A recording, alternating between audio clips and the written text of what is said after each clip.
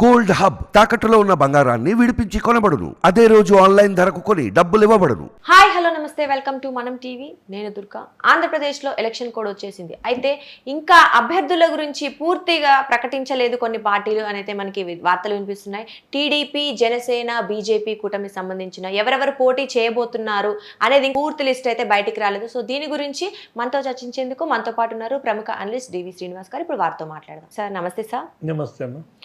ఆంధ్రప్రదేశ్లో ఎలక్షన్స్ దగ్గర పడుతున్నాయి, మేలో జరగబోతున్నాయి. కానీ ఇప్పటి వరకు కూడా టీడీపీ, జనసేన, బీజేపీ కూటమికి సంబంధించిన పూర్తి అభ్యర్థుల లిస్ట్ అయితే బయటికి రాలేదు. ఇంకా టీడీపీ కొన్ని అనౌన్స్ మూడో లిస్ట్ ఈరోజు వచ్చినప్పటికీ ఇంకా కొన్ని పెండింగ్లో ఉంచారు. అలాగే జనసేన కూడా కొన్ని పెండింగ్లో ఉంచారు. ఇంకా బీజేపీ అయితే అసలు ఒక్కరిని కూడా ఇంకా ప్రకటించలేదు.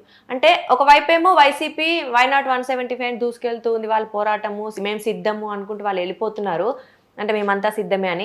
సో వీళ్ళేమో ఇంకా అభ్యర్థులనే ప్రకటించలేదు, మరి ప్రచారం ఎప్పుడు చేస్తారు, 2 నెలలు కూడా ఎలక్షన్స్కి లేదు కదా అని కొంతమంది అనుకుంటున్నారు. అంటే వార్తలు వినిపిస్తున్నాయి. మరి నిజంగానే ఇంత లేట్గా అనౌన్స్ చేస్తే మరి వాళ్ళు ఎప్పుడు ప్రచారం చేస్తారు, అసలు ఎలా ఉండబోతుంది సార్? అందుకే వీళ్ళ కోసమే ఎలక్షన్ ఫస్ట్ ఫేజ్లో పెట్టకుండా 4th ఫేజ్లో పెట్టింది. అందుకే ఇది 58 రోజులు గడువు ఇచ్చింది. అందుకే అనమాట. బీజేపీ, తెలుగుదేశం, జనసేన అభ్యర్థుల జాబితా మెల్లగా జాగ్రత్తగా చేసుకోండి అని చెప్పి జగన్మోహన్ రెడ్డి ఏమో తన ఎలక్షను ఫస్ట్ ఫేజ్లోనే కావాలని అడిగాడు. అడిగినా కూడా మరి 4th ఫేజ్లో పెట్టారు. కారణం వీళ్ళకి చక్కటి సమయం ఇవ్వటం అన్నమాట. ఇప్పుడు ఈరోజు తెలుగుదేశం అధినేత చంద్రబాబు 2వ లిస్టు వదిలారు. 3వ లిస్ట్, ఫస్ట్ లిస్టు మొన్న వదిలారు. ఇప్పుడు ఒకేసారి 94 మందిని ఇప్పుడు ఈరోజు ఒక లిస్ట్ వదిలారు. ఇంకా ఎంతమందిని చెప్పాల్సి ఉంది? ఒక 5గురు అసెంబ్లీ, 4గురేమో పార్లమెంటుకి ఇంకా ప్రకటించాల్సి ఉంది. జనసేన కూడా ఇంకొక 5గురిని ఖరారు చేయాల్సి ఉంది. ఇంకా బీజేపీ లిస్ట్ ఇంకా వాళ్ళు ఈరోజు సమావేశం అనుకుంటాను ఢిల్లీలో. పురంధేశ్వర్ గారు మరి లిస్టుతో సహా వెళ్ళారు అనుకుంటాను. అక్కడ జరుగుతూ ఉన్నట్టుంది. వాళ్ళకేదో 2-3 సీట్ల విషయంలో అభ్యర్థులు ఖరారు అంశం ఒకటి, మళ్ళీ ఒక 2-3 సీట్లు ఏదో మార్చుకోవాలన్నటువంటి డిస్కషన్స్ ఏవో జరుగుతున్నాయి. తెలుగుదేశం, బీజేపీ, జనసేన సీట్లలో తెలుగుదేశం, జనసేన క్లియర్ కట్గా వచ్చేసినా కూడా బీజేపీకి తెలుగుదేశం ఇచ్చిన సీట్లలో 1-2 మార్పులు చేర్పులు ఏవో ఉన్నాయి. అనపర్తి ఏదో ఇచ్చినట్టున్నారు. అది దాని బదులుగా పి గన్నవరం అడుగుతున్నట్టున్నారు. పి గన్నవరం ఇస్తారనుకుంటాను.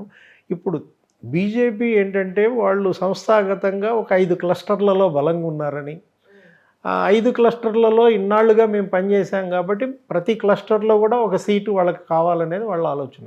ఇప్పుడు వాళ్ళకి ఇచ్చినటువంటి ఆ సీట్లన్నీ కూడా 6 లోక్సభ, 10 అసెంబ్లీ, ఉత్తరాంధ్రలోనే ఎక్కువ ఉన్నాయి కాబట్టి వాళ్ళు కొంచెం రాష్ట్ర వ్యాప్తంగా వాళ్ళు విస్తృతం కావాలన్న ఆలోచన ఏదో ఈ ఎన్నికల ద్వారా వాళ్ళ బేస్ పటిష్టం చేసుకోవటం కోసం సీట్ల మార్పిడి ఒక 3 సీట్లు మార్చుకోవాలని చూస్తున్నారు.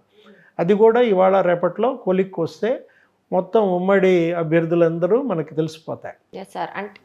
ఇప్పుడు ఇక్కడ అభ్యర్థుల ఖరారు, అభ్యర్థుల ఎంపిక కాదు. ఇప్పుడు ఏంటంటే ఇక్కడ పార్టీ పరంగా జరుగుతున్న ఎన్నికల్లో సింబల్ బేస్డ్గానే మనం చూడాలి. ఎందుకంటే ఇంతవరకు జరిగినటువంటి కసరత్తు వైసీపీ, జగన్మోహన్ రెడ్డి 13 జాబితాలు ఇచ్చారు.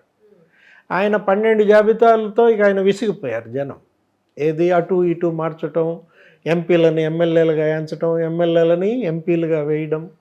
ఆయన ఎవరినైతే ఎంపీలుగా నిలబెట్టారో వాళ్ళంతా కాడి కింద పడేసి తెలుగుదేశంలో, జనసేనలో, మచిలీపట్నం కదా బీజేపీలో చేరిపోవడం మనం చూసాం. ఇప్పుడు మరి అభ్యర్థుల ఖరారంశం తెలుగుదేశం, జనసేన, బీజేపీ ఇంకా కొలిక్కి రాకపోయేసరికి అది వైసీపీకి ఏమైనా అడ్వాంటేజ్గా మారుతుందా అని నీ డౌట్. ఎందుకంటే ఇక్కడ పార్టీ చూస్తున్నారు. జగన్మోహన్ రెడ్డి 5 ఏళ్లలో చేసిన పరిపాలన, నెక్స్ట్ తెలుగుదేశం, జనసేన చేసిన ఉద్యమాలు, తెలుగుదేశం పార్టీ మరి మనం చూసినట్లయితే ఆంధ్రప్రదేశ్లో గత 5 ఏళ్లుగా వివిధ సమస్యల మీద పోరాటం చేసింది. బాదుడని తర్వాత ప్రాజెక్టులపై యుద్ధ బేరని, ఏ విధంగా జగన్మోహన్ రెడ్డి నిర్లక్ష్యానికి గురైన వాటి నుంచి వీళ్ళు అజెండా తీసుకున్నారు. ఆయన వైఫల్యాలని ఈ 5 ఏళ్లుగా ఎండగట్టారన్నమాట. రేపటి ఎన్నిక నువ్వు ఒకే రకంగా చూడాలి. ఏంటి? జగన్ అనుకూల ఓటు, జగన్ వ్యతిరేక ఓటు, ప్రో జగన్, యాంటీ జగన్గా వాళ్ళ ఆంధ్రప్రదేశ్ ఎన్నిక జరగబోతుంది. జగన్మోహన్ రెడ్డి వ్యతిరేకులంతా కూడా తెలుగుదేశం, జనసేన, బీజేపీ కూటమి వైపు వెళ్తారు. కాంగ్రెస్ సార్ ఇప్పుడు షర్మిల ఏంటి ఆమె యొక్క పాత్ర, ఆమె ఎవరి ఓట్లని చీలుస్తుంది అనే దీంట్లో మొన్న సభలో ప్రజాగళం ఏది బొప్పుడి సభలో ప్రధాని మోడీ కూడా ఏమన్నారు? అన్నా చెల్లెళ్ళ పార్టీ 2 ఒకటే అన్నారు. 2014 ఎన్నికల్లో మనం ఏం విన్నాం? తల్లి కాంగ్రెస్, పిల్ల కాంగ్రెస్ అని విన్నాం. అప్పుడు కాంగ్రెస్ నిన్ను జగన్మోహన్ రెడ్డి పార్టీని. ఇప్పుడేమని వింటున్నాము? అన్న కాంగ్రెస్, చెల్లి కాంగ్రెస్గా మారింది. ఈ 2 పార్టీలు ఒకటే, ఒక తానులోని గుడ్డలే, ఒకే కుటుంబం సభ్యులే. ఎవరు? అన్న చెల్లి అని. మీరు గనక షర్మిలకు ఓటేస్తే ఆ ఓటు మురిగిపోతుంది అన్నట్టుగా మాట్లాడారు. అంటే ఏంటి? ప్రధాని మోడీ ఇచ్చిన స్పీచ్ సారాంశం జగన్మోహన్ రెడ్డి వ్యతిరేక ఓటు చీలకూడదు. జగన్మోహన్ రెడ్డి వ్యతిరేక ఓటు కనుక షర్మిలకు పడినట్లయితే, కాంగ్రెస్కి పడినట్లయితే అది తెలుగుదేశం, జనసేన, బీజేపీ అలయన్స్కి దెబ్బ. జగన్మోహన్ రెడ్డి ఏమనుకుంటున్నాడు? షర్మిల వల్ల తన అనుకూల ఓటు చీలుతుంది అనుకుంటున్నాడు. ఇన్నాళ్ళు తనకు అంటిపెట్టుకున్నటువంటి ఓట్ బ్యాంక్ని షర్మిల గండి కొడుతుంది. ఏది? Christian vote bank, Muslim, weaker section, BC, SC, ST, నా పునాదులని మరి దెబ్బ కొడుతోంది నా చెల్లి అనే భయం జగన్మోహన్ రెడ్డిలో కనపడుతుంది. అంటే ఏంటి? జగన్మోహన్ రెడ్డి భయం ఏంటి? జగన్ అనుకూల ఓటుని షర్మిల చీలుస్తుంది. మొత్తానికి షర్మిల మాత్రం ఓట్లు చీలుస్తుంది. ఎవరి ఓట్లు చీలుస్తుంది అనేది అది వేరే విషయం. అది అనుమానాలు ఉన్నాయి. అది రేపటి రిజల్ట్ దాకా మనం వెయిట్ చేయాలి. కానీ చీల్చడం మాత్రం ఖాయం. ఎంత చీలుస్తుంది? ఆ చీల్చడం వల్ల ఎవరికి నష్టం జరుగుతుంది? Okay sir. అయితే సరే, ఆ ఓట్లు చీరడం అవన్నీ పక్కన పెడితే, మరి ఇప్పటి వరకు లిస్ట్ రిలీజ్ చేయలేదు, వీళ్ళందరూ అభ్యర్థులు ప్రకటించలేదు. మనం గతంలో చూసినట్లయితే పొత్తు గురించి కూడా అంటే ఉంటుందని, ఉండదని, అంటే కొన్ని నెలల పాటు మనం వింటూనే ఉన్నాం. లాస్ట్కి అది కన్ఫర్మ్ అయ్యి ఈరోజు వాళ్ళు క్లారిటీ ఇచ్చిన దాకా మనకి ఆ పొత్తు గురించి అంటే కన్ఫ్యూజ్ తప్ప మనకి క్లారిటీ అయితే పెద్దగా ఇవ్వలేదు లాస్ట్ డేట్ వరకు కూడా. అంటే ఎందుకు ఊహాగానాలు? అంటే వీళ్ళకి ఏమైనా సమన్వయ లోపం ఏమైనా ఉందంటారా? అంటే ఇంత టైం తీసుకోవడానికి కారణం ఏంటి సార్? అంటే రేపటి ఎన్నికల్లో అభ్యర్థులు డమ్మీలు అనమాట. పార్టీలే ముఖ్యం. అభ్యర్థులు అప్రస్తుతం. ఇవాళ అభ్యర్థిని చూసి ఓటేసే ఎన్నిక కాదు ఇది రేపటిది జరిగేది. రేపటిది జరిగే ఎన్నిక అభివృద్ధి, సంక్షేమం, అవినీతి వీటిపైన జరుగుతున్నటువంటి ఎన్నిక. జగన్మోహన్ రెడ్డి కేవలం ఒక సంక్షేమాన్నే నమ్ముకున్నాడు. బటన్లు నొక్కాను, నాకు ఓట్లేయండి అంటున్నాడు. మీరు కూడా నా కోసం 2 బటన్లు నొక్కండి అంటున్నాడు. ఏది? లోక్సభకు ఒక బటన్ నొక్కండి, అసెంబ్లీకి ఒక బటన్ నొక్కండి అనేది జగన్మోహన్ రెడ్డి వాదన. ఆయన కేవలం సంక్షేమం, నేను డీబీటీ ఏదో 2,50,000 కోట్లు మీ అకౌంట్లో వేసాను అంటున్న దీంట్లో మనం ప్రజలు మరి అటువైపు ఆకర్షితులవుతారా? లేదు, ఎక్కడ చంద్రబాబు ఇక్కడ అభివృద్ధి, సంక్షేమం వీళ్ళు చెప్తున్నారు. నిన్న ప్రధాని స్పీచ్లో కూడా అదే వచ్చింది. ఏంటి? అభివృద్ధి, సంక్షేమం మా అజెండా అని వాళ్ళు వెళ్తూ అవినీతి పైన ధ్వజమెత్తుతున్నారు. జగన్మోహన్ రెడ్డి 5 ఏళ్ల అవినీతి కుంభకోణాల గురించే ఇవాళ చర్చ జరుగుతోంది. మోడీ స్పీచ్లో ఏమన్నారు?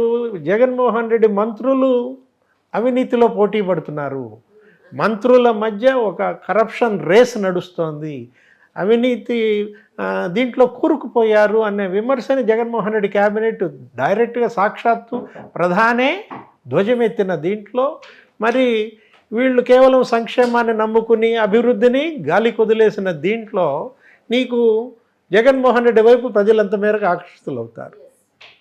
నెక్స్ట్, గండి కొట్టే షర్మిలను ఎలా ఆపగలరు? షర్మిల భర్త బ్రదర్ అనిల్ కుమార్ ఏం చేస్తున్నాడు? వాడవాడలా మీటింగ్లు పెడుతున్నాడు, పాస్టర్లతో సమావేశాలు పెడుతున్నారు.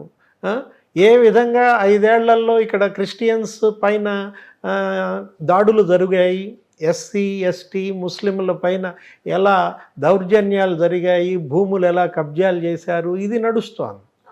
ఇప్పుడు బీసీ ఎస్సీ ఎస్టీ ముస్లిం ఓట్లలో గనక చీలికి వస్తే అది జగన్మోహన్ రెడ్డికి తీవ్ర నష్టంగా మారుతుంది. ఓకే. ఉమ్.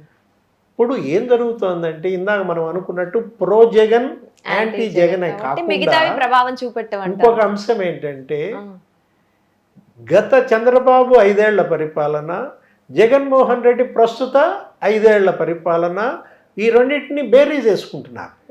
ఓకే.